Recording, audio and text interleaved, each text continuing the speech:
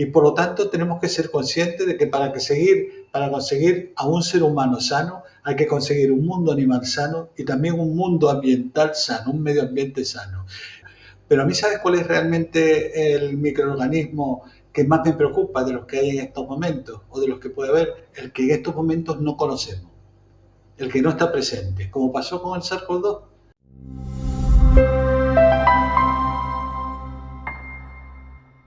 Nuevo episodio de nuestro podcast. Bienvenidos. Hoy vamos a hablar de un tema realmente interesante y para ello tenemos a un experto con nosotros. Él es Amós José García Rojas. ¿Qué tal? Bienvenido. Hola, muy buenas tardes, un placer estar con ustedes. Bueno, Amós es licenciado en Medicina y Cirugía, es miembro del Comité Permanente de la Oficina Regional para Europa de la OMS, representando a España, jefe del Servicio de Epidemiología. Antes de comenzar la revista se lo comentaba a Amós que seguro que me iba a costar decir esta palabra, no sé el por qué, pero bueno, queda aquí como anécdota graciosa antes de comenzar, pero bueno, jefe de este de servicio y de prevención y bueno, entre muchas otras cosas, o sea, eres realmente una persona muy importante dentro de este sector. Muchas gracias por tu presentación, muchas gracias por tus amables palabras. Y si me permites, yo completaría esa parte de presentación que has hecho, indicándote que además soy un viejo rockero de pura cepa. Muy bien. Eso es importante. Bueno, un papel como el tuyo ha tenido muchísima importancia, bueno, desde hace unos años, a nivel mediático sobre todo, precisamente por la pandemia que tuvimos en el COVID. Parece que las cosas se han olvidado un poquito, pero esto todavía continúa presente a día de hoy. Sí, yo creo que la pandemia ha sido una cosa que ninguno esperábamos que se fuera a producir. Yo francamente no esperaba que iba a convivir con una de esta intensidad todavía laboralmente activo. Ujú. Y es algo que nos ha modificado la vida por completo a todos. Como muy bien has dicho, afortunadamente en estos momentos seguimos teniendo casos de SARS-CoV-2, pero afortunadamente estos casos ya no tienen la intensidad dramática que tenían hace unos meses. Ya no hay afortunadamente, tantos fallecimientos, tantos ingresos en UCI, y esto sin lugar a dudas fruto de las medidas de implementación las medidas que se implementaron para luchar contra la pandemia, y de ellas muy especialmente la vacunación. Hoy el escenario es diferente y tenemos que ser conscientes de algo que es importantísimo.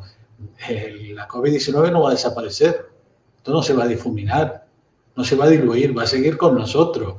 Lo que tenemos que hacer, por lo tanto, es convivir con ella en este nuevo escenario, y eso pasa por proteger sobre todo a la población más vulnerable, porque nuevas variantes van a seguir apareciendo y lógicamente las vacunas van perdiendo eficacia a lo largo del tiempo, sobre todo en relación a las nuevas variantes. Por lo tanto, tenemos que ser conscientes de esto. De lo que tenemos que hacer ahora es esforzarnos para proteger a la población que es más sensible a tener complicaciones severas por padecer la enfermedad, que son nuestros más vulnerables. Ujú. Bueno, lo que es el virus en sí, digamos que está más controlado, no tiene los mismos efectos que cuando comenzó la pandemia, pero ¿podría existir la posibilidad de que una variante pudiera llegar de forma más agresiva en el futuro? Sí, variantes van a seguir apareciendo.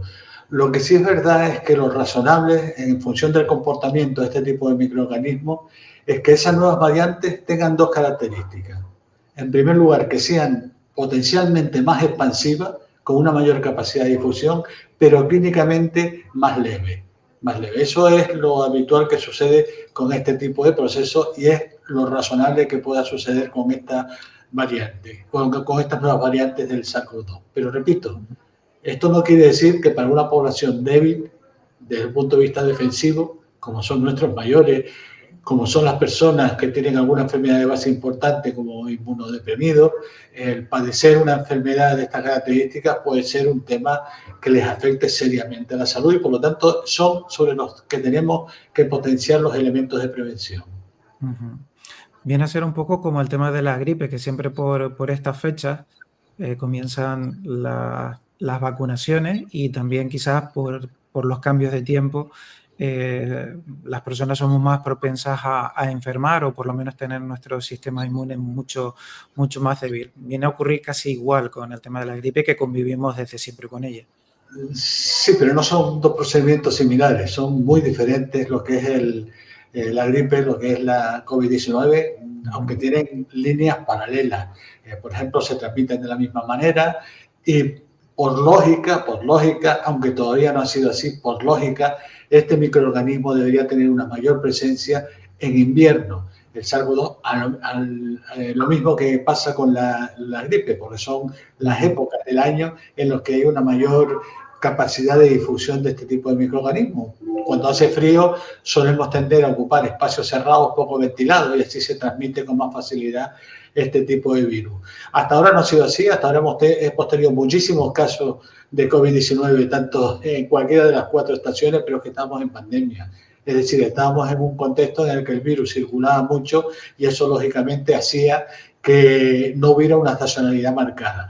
Lo lógico es que conforme vayamos normalizando más la relación con este virus, pues se vaya teniendo una mayor presencia en invierno de manera similar a la que tienen el resto de los virus respiratorios, el resto de los virus que se transmiten de manera similar. Ahí está.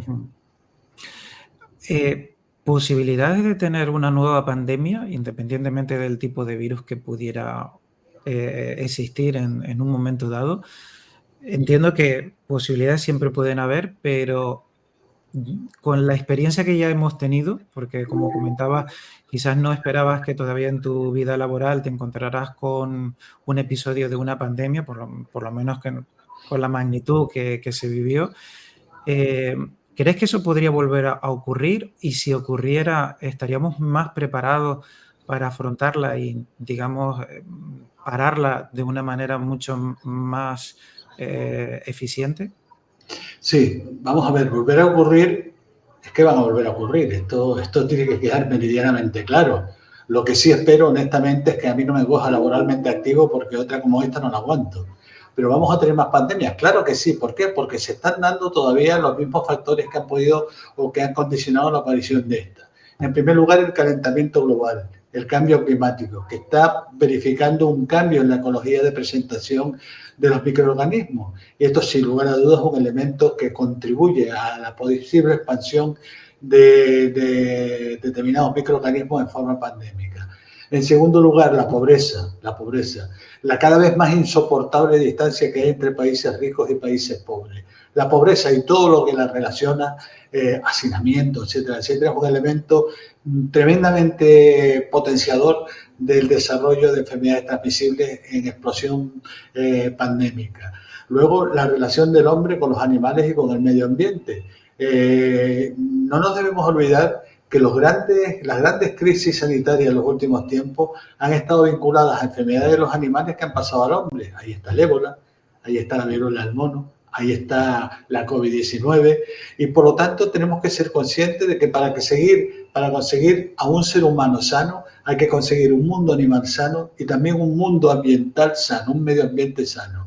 Y como esas 3 circunstancias no se están dando, pues lo lógico es pensar que pandemias van a seguir habiendo en el futuro con toda seguridad, no tengo ninguna duda.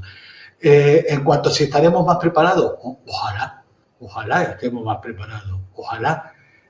Yo honestamente no las tengo todas conmigo, en el sentido de entender que realmente vamos a estar en condiciones de afrontar mejor pandemias en el futuro. ¿Cómo se puede prevenir? ¿Hay algo que se pueda hacer? Yo entiendo que a nivel de cualquier persona particular, las prevenciones de higiene, lógicamente, son las razonables y las necesarias, pero entiendo que deberían haber algún tipo de acciones por parte de los países, gobiernos, pues para tratar de prevenir este tipo de cuestiones. ¿Sabes si, por ejemplo, en nuestro caso, nuestro país hace algo al respecto o se toman medidas? Sí, hace algo al respecto y más de lo que hacen otros países que desgraciadamente no están en unas condiciones tan favorables en cuanto al desarrollo social como estamos en nuestro país. ¿Qué es lo que hay que hacer? Potenciar la vigilancia. Eso es fundamental. potenciar la vigilancia, potenciar la estructura de salud pública, tener un armamento sólido en cuanto al sector asistencial, en el ámbito hospitalario, en el ámbito de la atención primaria. Y luego, a grandes rasgos, pues contribuir a que se entienda que eso del cambio climático no es ninguna bobería, que es un problema real que está ahí y que si queremos evitar situaciones complicadas en el futuro, entre otras, la posible explosión de nuevas pandemias, hay que luchar contra el cambio climático, que hay que luchar contra la pobreza, no podemos seguir permitiendo esa diferencia terrible que hay entre países ricos y países pobres. Y además asumiendo lo que dije antes, que para conseguir un hombre sano hay que conseguir un animal sano y hay que conseguir un medio ambiente sano. Aparte de lo que hemos comentado, el tema del COVID, gripes, etcétera, etcétera, también hace no mucho tiempo también saltaban a los medios de comunicación lo de la fiebre del mono, el tema del ébola, que también estuvo dando vueltas y quizás con los miedos del tema de la pandemia, pues las alarmas saltaban. Aparte de esos virus, de esas enfermedades que hemos oído hablar, que son, digamos, vox populi, actualmente existen otras que, aunque sean de menos relevancia, tengan la suficiente importancia como para que sean, digamos, tratadas de alguna manera eficaz. Mira, normalmente las enfermedades que ya existen tienen hay unos niveles de conocimiento sobre ellas francamente potentes. Lo que hay que armar es un buen sistema de vigilancia y una buena estructura de salud pública. Pero a mí, ¿sabes cuál es realmente el microorganismo que más me preocupa de los que hay en estos momentos o de los que puede haber? El que en estos momentos no conocemos, el que no está presente, como pasó con el SARS-CoV-2, el que nos aparezca uno nuevo. Esa es la gran preocupación que debemos tener como profesionales y como ciudadanía. Claro, ante lo desconocido no sabemos con qué sorpresas nos vamos a encontrar y quizás también de cara a una posible vacuna, porque la vacuna del COVID fue un auténtico reto para las compañías farmacéuticas y si se produjera otra vez un virus del que no tenemos un tratamiento, no tenemos una vacuna, ese sería el gran problema que tendríamos. Pero ¿cómo se lleva a cabo esa vigilancia? Esa vigilancia que tiene que ser efectiva, ¿cómo se lleva a cabo? Pues esa vigilancia se lleva fundamentalmente a través de los circuitos de vigilancia epidemiológica que hay establecidos. Es decir, recibiendo una información sobre las enfermedades transmisibles que están dentro del mapa de las enfermedades transmisibles potencialmente a vigilar y analizando la información que se recibe de todas esas enfermedades. Y en función a eso, ver si estamos con una tendencia al alza, con una tendencia a la baja, si estamos como siempre. Es decir, la vigilancia es en una estructura que es la estructura de salud pública, la estructura de vigilancia epidemiológica dentro de la salud pública y de una manera periódica recibiendo información que hay que analizar, hay que pormenorizar y evaluar. Muy bien. Pues Amos, no queremos quitarte mucho tiempo porque sabemos que estás ocupado. En cualquier caso, muchísimas gracias por compartir con nosotros estos minutos y por la información que nos has proporcionado. Te dejamos los micrófonos abiertos por si quieres comentar algo que consideres importante. Nada, simplemente darles las gracias por la movilidad que han tenido a invitarme a mí a estar este rato con ustedes y reforzar una idea que me parece fundamental. Hay un marco de intervención que creo que no debemos olvidar nunca, nunca, nunca. Y es que frente a las enfermedades transmisibles no podemos bajar la guardia nunca. Ojalá aprendamos esa máxima. Muy bien. Pues Amos, muchísimas gracias y a todos vosotros también gracias por vernos y por compartir este momento con nosotros. Amos, Bueno, hasta luego. Hasta hasta luego. luego. Hasta luego.